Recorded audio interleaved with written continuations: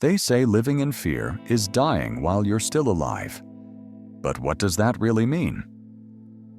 Today, you'll find out. This is the story of a little mouse whose fears wouldn't let him live. Until one day, death itself, and a few wise friends, taught him the true value of existence. Once upon a time, in a valley filled with flowers and golden fields, there lived a small mouse. Even though he was young and had his whole life ahead of him, he carried a heavy weight in his heart, the fear of death. He knew mice didn't live many years, and that his time in this world would be short. Every morning, while the other mice ran joyfully through the fields and enjoyed the warmth of the sun, he hid inside his burrow, thinking anxiously, "What if today is the day everything ends? What if death finds me and takes away everything I have?" That thought followed him everywhere, like a shadow that chased him wherever he went. It was there in the mornings when he watched the sun rise, yet instead of admiring it, he wondered how many sunrises he had left. It followed him at night when silence wrapped around him, and fear whispered that maybe the next day he wouldn't open his eyes again. Even in the simplest moments, when his family laughed, when the wind danced through the flowers, when life offered him small moments of beauty, he couldn't enjoy them. His mind was chained to the fear that everything would end too soon.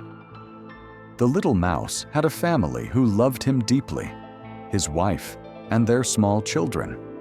His friends invited him to play, to laugh, to share happy moments, but he could never truly enjoy it. He was there physically, but his mind was a prisoner of tomorrow. Every laugh from his children sounded distant, like an echo that couldn't reach his heart. He watched his wife prepare meals with love, tell stories to the little ones, reach out her hand to walk with him. And still, he stayed absent, as if an invisible barrier separated him from them. Fear made him a slave to an uncertain future. And while he waited for the day he would leave, without realizing it, he was letting the most valuable moments of his present die. When his wife looked at him with concern and said gently, "My love, stop thinking so much about the day you'll be gone.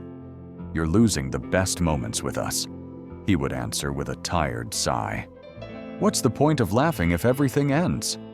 What's the point of memories if one day death will erase them?" And so, trapped in dark thoughts, the little mouse drifted farther and farther away from the joy of his family and from life itself. While everyone else enjoyed the present, he stayed stuck in fear of the end. His home, which should have been filled with laughter and peace, became full of silence and doubt. One night, unable to sleep, the mouse stepped out of his burrow. The field was calm, lit by a round moon that seemed to watch from above. He looked up at the starry sky, and with a heart full of anguish, he whispered, "God, why did you make life so short? Why give us only a few years and then take them away? What's the point of running, working, loving, and dreaming, if in the end everything disappears as if it never existed?" The wind moved softly through the flowers, as if it wanted to answer him, but it only left more emptiness in his heart. With wet eyes, he continued, "If life is only a moment, what's the point of being happy? Why give me a family if one day I'll have to say goodbye to them? Why give me friends if one day they won't be here?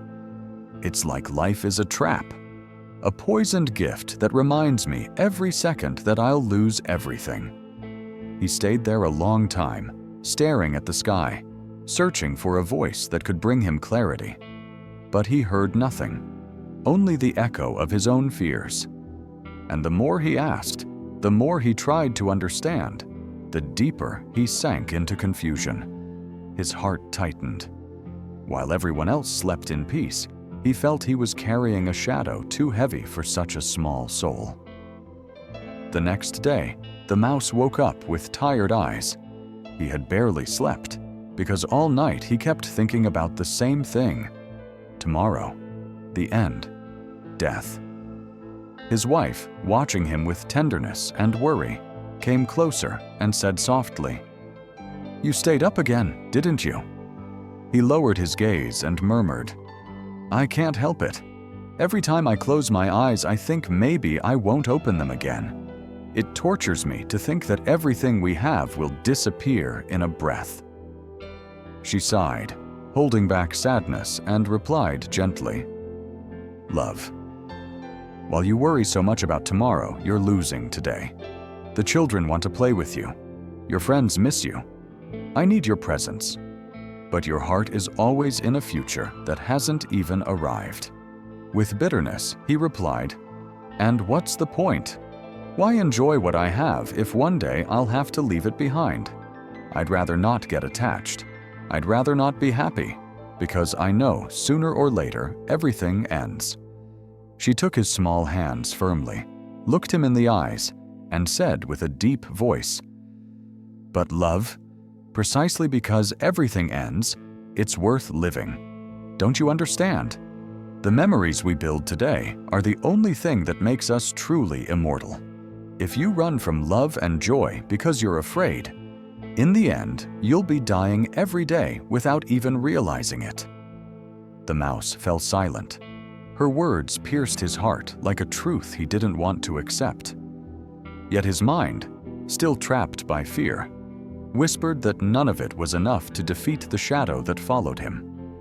After his wife spoke, he said nothing more. He got up with a distant stare and a restless heart. He wanted to understand, but fear weighed heavier than any advice. That day, he decided to leave early to gather almonds to bring food home. He walked through the forest trails with his backpack on his back, still tangled in dark thoughts. As he walked, he heard laughter and singing. He paused and watched. Off to the side of the path, a group of squirrels played, jumping from branch to branch, tossing fruit, chasing one another with joy. Farther ahead, he saw birds fluttering together, celebrating the sunrise with their song. Even a family of foxes rested peacefully, sharing food and affection under a tree's shade. He stared in silence with a knot in his throat. He wondered how everyone could enjoy life so lightly, as if death weren't walking somewhere behind them. "Do they not think about the end?" he asked himself. "Do they not realize that one day everything ends?" He felt strange, like an outsider in the middle of other people's happiness. He kept walking, picking up a few almonds along the way, but his mind couldn't let go of what he had seen.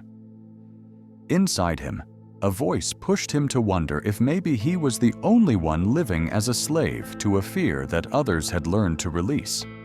But that same day, fate showed him something that shook him even more.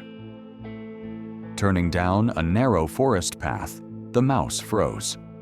Just a few meters ahead, a group of vultures were feeding on the body of a tiger.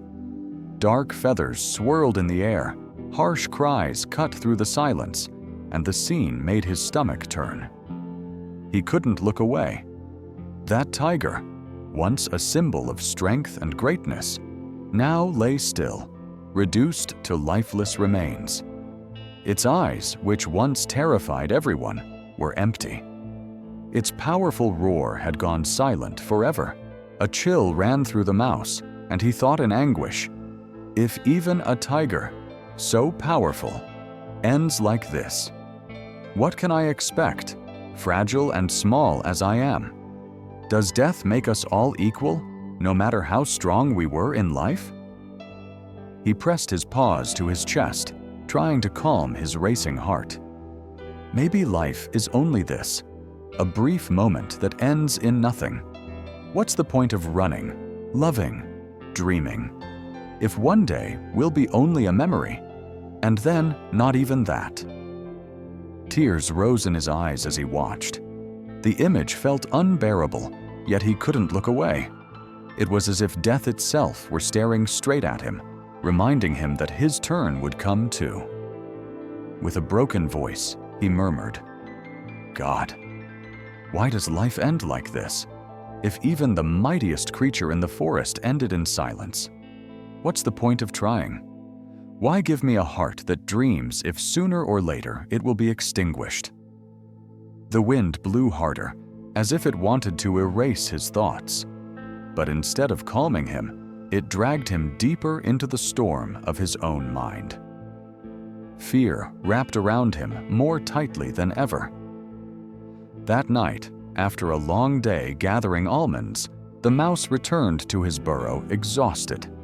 His wife and children slept peacefully, but once again he couldn't sleep. The weight of what he had seen, the joyful life of some, the brutal end of the tiger, made him feel trapped between two worlds he couldn't understand.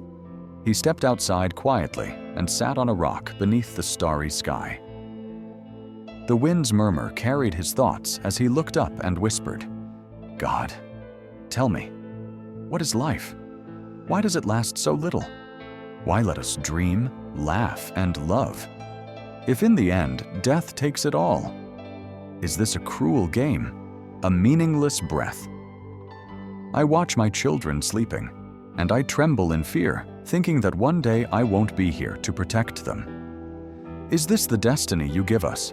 To be born, to work, to fear, and to wait for you to take our breath away? Tell me, God, is it worth it? If everything dissolves like dust in the wind? Why plant love if death comes to harvest it? Why fight if time always wins?" Tears dampened his whiskers when suddenly a cold breeze swept through the valley. The air changed, and a dark silhouette appeared before him. A majestic figure stood there, wearing a cloak that seemed made of shadows, surrounded by a strange glow. The mouse jumped back, heart pounding. "What are you?" he asked, trembling. The figure looked at him with calm eyes and answered in a deep voice, "I am what you fear most. I am the angel of death." The mouse went cold. His small body shook from head to toe. He believed his last day had arrived. "No," he cried in desperation. "This is the end. Have you come to take me? Please. I'm not ready. My family needs me. My children are still so small." Instead of taking his life, Death leaned slightly closer and, in an unexpectedly calm tone, said, "Relax, little mouse. Tonight, I am not here for you." The mouse stared in disbelief, voice shaking. "Then why are you here? Why show me your face if it's not my time?" The angel of death stayed silent for a few seconds, then said solemnly, "Why did you call me? Your questions, your pain, your fear. It all reached me. You summoned me with your anguish, and here I am." Still trembling, the mouse whispered, "If you haven't come to take me, then tell me, what is the point of a life so short? Why are we born only to die? Why give me a heart that dreams if one day you'll put it out?" Death watched him in silence, then said in a deep voice, "Do not mistake this, little one. I do not have authority to take your life. Don't you know that every breath, from the greatest to the smallest, rests before the Eternal One? He is the one who gives and the one who takes away. I only obey. I only carry out what I am commanded." Hey, you're enjoying this story, right? Then comment the phrase, "Today, I choose to truly live." That way, I know you're connected to the message. And look, 94.7% of the people watching these videos still aren't subscribed. If you're one of them, go ahead and subscribe right now. It's completely free, and you'll keep receiving more stories like this. Remember, at the end of the video, more stories are waiting for you. The mouse opened his eyes wide as the figure continued. "You complain that your life is short, but you have not looked at the butterfly who lives only a few days. Haven't you noticed the insect that barely sees one sunrise, and by the next, it no longer exists? They do not waste their moments. They live, They fly, they sing, they fulfill their purpose. And you have more time than they do, yet you spend it in fear, in sorrow, in thinking about a tomorrow that does not even belong to you. Look at the turtle as well. She lives many, many years, yet she does not torment herself with the idea of the end. She walks slowly, tasting every step, every leaf, every ray of sunlight.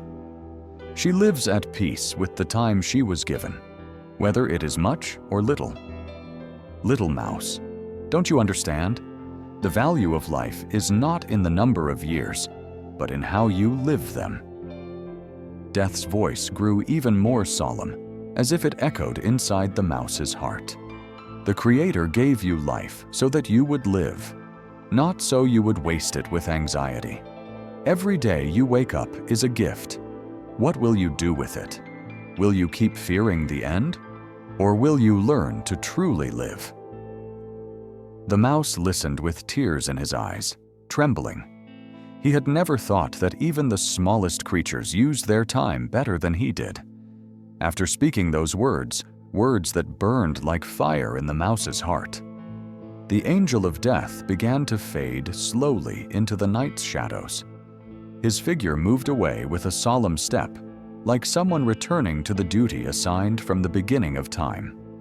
The mouse was left alone beneath the dark sky, with the cricket's song and the echo of that voice ringing inside him. He returned to his burrow with trembling paws, but he couldn't sleep. Every time he closed his eyes, he heard the words again. The Creator gave you life so that you would live, not so you would waste it in fear. He tossed restlessly on his bed of dry leaves. His mind, so used to chasing the ghosts of tomorrow, was now trapped in a storm of questions bigger than himself. What if death is right? He whispered. What if I've wasted my days counting the hours instead of living them? What good is my family's love if my heart is always imprisoned in a future that doesn't even exist yet? He squeezed his eyes shut, searching for relief, but found only more unrest. That revelation chased him. There were beings with less time than him, yet they lived intensely. He felt small, ashamed, but also confused. How could he change a habit of fear that had followed him his entire life? The night's silence became a mirror. Every shadow, every gust of wind reminded him that his life did not belong to him, that everything was in the hands of the Eternal One. At dawn, the mouse stepped out with his backpack on, ready to gather almonds for his family. He walked slowly, still hearing the angel of death's words in his mind. Time does not belong to you, but what you do with it does. As he walked, he let the wind wrap around him, and when he reached a crystal-clear stream, he stopped in surprise. There, under the shade of a great tree, 3 unusual beings were gathered: an old turtle with slow steps and a peaceful gaze, an owl with gray feathers, wise and quiet, and a butterfly with colorful wings that fluttered happily around them. They laughed, talked, and seemed to enjoy every second of that moment, as if nothing else existed. Moved, the mouse approached and said, "Forgive me, but how can you be so happy? I can't stop thinking about the day everything ends. I live afraid of tomorrow, and that fear steals the peace of today." The turtle looked at him kindly and answered slowly, "Little friend, I have lived many years, and I've learned that anxiety about the future is like carrying a weight that doesn't even exist yet. Each day has its own concerns. If you live worried about what will come, you will never enjoy what you already have.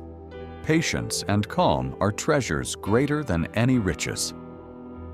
The owl, spreading his wings with solemnity, added, "I watch from above, and I know that everything in life has its time: to be born and to die, to laugh and to cry, to plant and to harvest." The wise do not torment themselves over the inevitable because they understand there is a purpose in every season. Wisdom is living rightly today because tomorrow is not in your hands. Then the butterfly, dancing among the flowers, said in a soft voice, "I live very little, and precisely because of that, I enjoy more. What good would it do to have wings if I use them only to fear the end? My secret is simple: to delight in the beauty around me, to love life while I have it, and not waste a single moment in sorrow. Gratitude turns every day into a gift, even if it is brief." The mouse listened, his heart shaking. Every word felt like a blow, and at the same time, like healing balm. The turtle spoke of calm. The owl spoke of purpose. The butterfly spoke of gratitude. And then he understood. Maybe the problem wasn't the shortness of his life, but the way he had chosen to live it.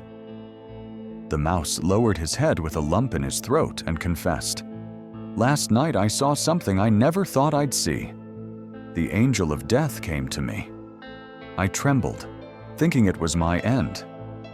But he told me words I can't forget. He told me my life isn't in his hands, but in the Creator's. He told me I waste my days in fear, while other beings live much less than I do, and still enjoy every moment." The turtle, with calm eyes, looked at him and said in a deep voice, "The angel did not lie to you. Every creature has its time under the sun, and it is not ours to decide. We gain nothing by worrying about extending our days, because time is held in hands greater than our own. The life of every living being rests before the Creator. And yes, little friend, one day we will all leave, and no one escapes death. What is in your hands is how you choose to live." The owl turned his head slowly and added, "Wisdom is understanding that fear of death steals life. The prudent know each day is a gift, and worrying about tomorrow is like trying to catch the wind. Everything has its moment, and what matters is not how long you live, but how you live." The butterfly, cheerful but firm, fluttered close and said, "I am proof of what the angel wanted to teach you. My life is brief, but full of color and gratitude. If I spent my hours thinking about the end, my wings would never touch the sky. Life withers quickly, but the one who lives with joy makes it eternal in the hearts of those they love." The mouse felt his little paws trembling, not from fear, but from emotion. It was as if last night's message was now being confirmed through the voices of these wise friends. The turtle smiled peacefully, leaned toward him, and said with tenderness, "So, little friend, don't waste your days on fears you cannot control. Go, love your family, hug your wife, play with your children, laugh with your friends, enjoy simple food, the warmth of your home, and the peace of each sunrise. Don't waste your strength on fights. Don't step into unnecessary trouble. Life brings enough of its own. Learn to be grateful for whatever you have, little or much, because that is true wealth." She paused, then concluded solemnly, "Remember this: there is no greater good for any living creature than to rejoice in its work, to enjoy what it has, and to delight in the fruit of its hands, because that is the gift given under the sun." The little mouse stayed quiet for a moment, heart beating strongly. He looked at the turtle, the owl, and the butterfly, and in his eyes was something he hadn't felt in a long time: peace. With a trembling voice, he said, "Thank you. Thank you for opening my eyes. I've spent my days hiding, fearing a future that hasn't arrived, and all I did was lose the present. Today, I understand I wasted precious moments with my family and friends, but I don't want to live like that anymore. I want to enjoy, laugh, love, and be grateful for every day I'm given. The owl dipped his head in approval. The butterfly danced happily in the air. The turtle closed her eyes with a serene smile. With a renewed soul, the mouse took his backpack full of almonds and returned home. That afternoon, instead of shutting himself inside his burrow, he ran to hug his wife and play with his little children. His friends saw him arrive with a new light in his eyes, and for the first time in a long while, he joined their laughter and games. From that day on, the mouse understood that life is not measured by its length, but by the way it is lived. The fear that once imprisoned him turned into gratitude, and every sunrise stopped being a reason for anxiety and became a gift. And so, the little mouse learned what many forget. The true secret of life isn't counting the days. It's making every day count. Hey, I'm really glad you made it to the end of this video. If this story left you with a lesson, subscribe so you don't miss more stories that change lives.